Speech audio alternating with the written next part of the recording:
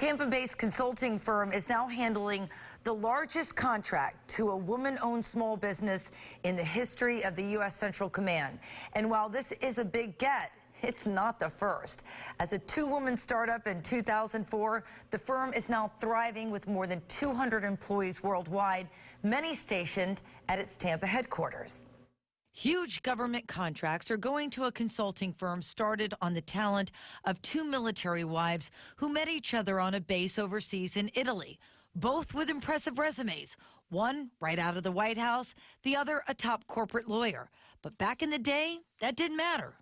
They told us that military spouses don't have professional level jobs. You could be a secretary until you got pregnant. And this is only 15 years ago. Today, Lauren Weiner and Donna Honeycutt run UWC, a consulting firm on the fast track to become the largest defense contractors headquartered in Tampa, Florida. And both say the tides have turned. Being a woman in a male-dominated field doesn't matter anymore. At the end of the day, these are people that are results-focused and mission-focused, and all they care about is whether you can support them to get their jobs done.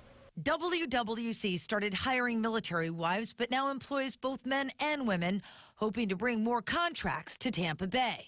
There's no reason Tampa shouldn't be the center of government contracting. There are two headquarters, four-star headquarters commands here, which is only 3 places in the world that there are two four-star headquarters commands. It's great to be here. I mean, obviously the tax implications are much better than in Northern Virginia or San Diego. It is a great community. Both women mentor others to start up their own small businesses, especially women.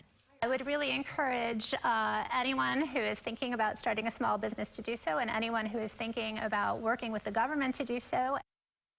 Now, both women work together to create a nonprofit to support the hiring of military spouses, now called the Hiring Our Heroes Military Spouse Professional Network.